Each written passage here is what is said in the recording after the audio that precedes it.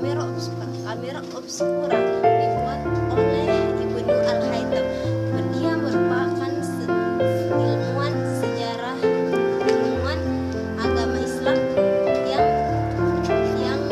ilmuwan Islam yang sarjana Islam yang membuat kamera obscura. Dalam prinsip kerja kamera obscura terdapat sebuah pinhole di mana cahaya agak lama dalam memasukkan dan merekam cahaya. Itu di dalam kamera obscura ada kerja pinhole. Nah, prinsip obscura berpedoman pada Al-Quran di dalam surat Yunus ayat berapa ya? Saya lupa, nanti saya akan baca insya Allah. Kenapa? Anda tahu Ibnu Al-Haytham mengambil sebuah teori dari kamera obscura itu ternyata diambil dari Al-Quran. Dia membuat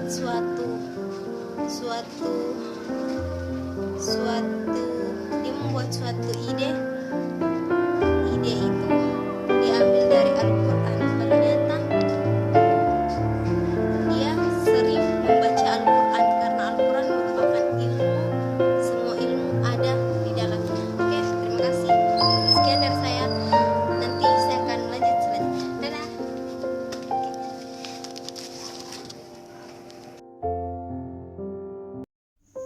Berikut adalah foto Ibnu Haytham atau yang disebut Abu Ali Muhammad Al-Hasan Ibnu Al-Haytham yang lahir di Basrah tahun 1965 dan meninggal dunia di Kairo 1039. Di barat lebih dikenal dengan nama Al-Hazan, adalah seorang ilmuwan Islam yang ahli dalam bidang sains, falak, matematika, geometri, pengobatan dan filsafat. Ia banyak pula melakukan penelitian mengenai cahaya dan telah memberikan banyak inspirasi pada ahli sains barat seperti Roger Bacon dan Kepler dalam penemuan yang sangat inspiratif itu berhasil dilakukan Al-Haytham bersama Kamaluddin Al-Farisi. Keduanya berhasil meneliti dan merekam fenomena kamera obscura. Penemuan itu berawal ketika keduanya mempelajari gerhana matahari. Untuk mempelajari fenomena gerhana, Al-Haytham membuat lubang kecil pada dinding yang memungkinkan citra matahari senyata diproyeksi melalui permukaan datar.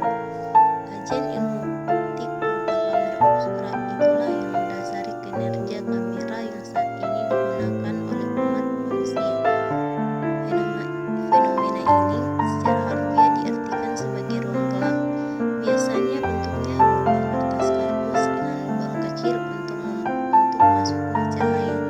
Teori yang dipecahkan oleh Al-Haytham itu telah mengilhami penemuan film yang kemudian disambung-sambung dan dimainkan oleh para penonton.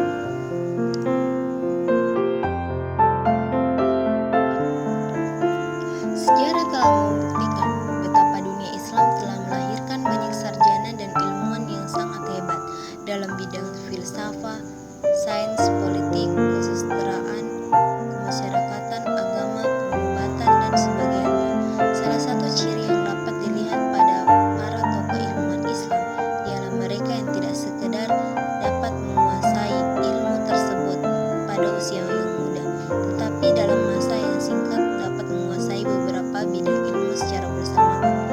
Walaupun Haytham lebih dikenal dalam bidang sains dan pengobatan, tetapi dia juga ahli dalam bidang agama, falsafah, dan astronomi. Salah satu dari tokoh tersebut yang sangat cendekiawan. Kamera merupakan salah satu penemuan penting yang ada di dunia ini. Lewat jepretan dan bidikannya, kamera bisa merekam dan mengabadikan berbagai bentuk gambar, mulai dari sel manusia hingga galaksi di luar angkasa. Jauh sebelum masyarakat Barat menemukan prinsip-prinsip dasar pembuatan kamera, telah dicetuskan seorang sarjana Muslim sekitar 1000 tahun silam yang bernama seorang saintis legendaris yang bernama Ibnu Al-Haytham. Cacat mata. Ada beberapa cacat mata yang sering dialami manusia seperti miopi atau rabun jauh. Miopi adalah cacat mata di mana penderitanya tidak dapat melihat benda-benda yang letaknya jauh dengan jelas. Yang kedua, hipermetropi atau rabun dekat. Hipermetropi adalah cacat mata di mana penderitanya tidak dapat melihat dengan jelas benda-benda yang letaknya dekat. Dan presbiopi atau cacat mata tua adalah di mana penderitanya tidak dapat melihat dengan jelas benda-benda yang letaknya jauh maupun benda-benda yang letaknya dekat. Astigmatisme adalah cacat mata di mana penderitanya tidak dapat membedakan garis mendatar dan garis tegak secara bersamaan. Katarak atau glaukoma. Cacat mata juga dapat disebabkan oleh penyakit. Seorang yang berumur panjang suatu ketika dalam hidupnya akan mengalami pembentukan katarak. Pembentukan katarak akan membuat lensa matanya secara parsial atau secara total buram. Salah satu karya yang dihasilkan oleh Ibnu Al-Haytham yang sangat monumental dan sangat inspiratif yaitu kamera obscura, sehingga sampai saat ini kinerja kamera obscura digunakan pada kamera saat ini. Setelah menemukan karya yang sangat monumental dan inspiratif itu, dia menemukan cacat mata. Ternyata dia menemukan cacat mata seperti mata minus plus dari hasil percobaan Ibnu Al-Haytham. Dia menggunakan seekor kucing di mana seekor kucing itu dibedah dan diambil matanya. Ternyata matanya memiliki cacat mata. Hingga saat ini itulah yang menunjukkan bahwa mata memiliki minus dan plus.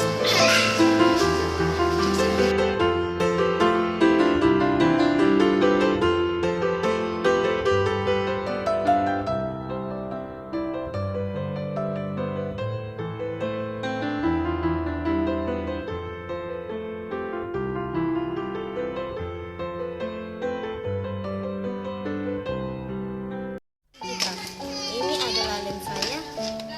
Komponen-komponen kamera digital. Ini merupakan lensanya dan ini merupakan LCD-nya.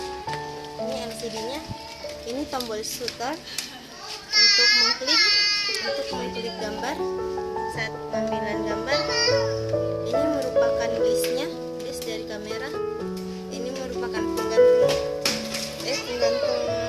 penggantung kamera dan black box-nya adalah penutup kameranya. Terima kasih. Dadah. Komponen kamera. Ketika kita membeli kamera DSLR, kita biasanya akan ditanya oleh penjual apakah akan membeli bodi kamera saja atau kit kamera tanpa lensa atau kamera dengan lensa. Hal ini dikarenakan kamera DSLR dapat dipisahkan antara kamera dan lensanya. Lensa berfungsi untuk memfokuskan cahaya hingga mampu mencetak gambar pada medium penangkap film atau CCD atau CMOS. Yang kedua, viewfinder atau pembidik merupakan komponen yang penting pada kamera DSLR. Ada dua sistem bidikan kamera yaitu viewfinder atau jendela bidik yang terpisah dari lensa atau bidikan lewat lensa atau refleks tipe. Yang ketiga, jendela bidik. Jendela bidik merupakan sebuah kaca yang di dalamnya memuat penambah jarak atau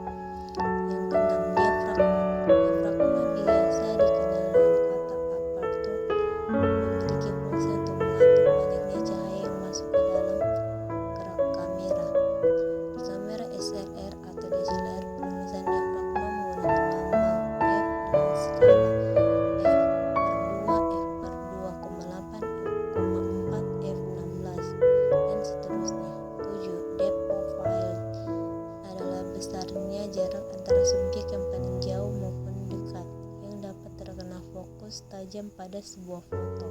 8. Pencahayaan atau ekspor atau ISO merupakan kuantitas cahaya yang diperbolehkan masuk.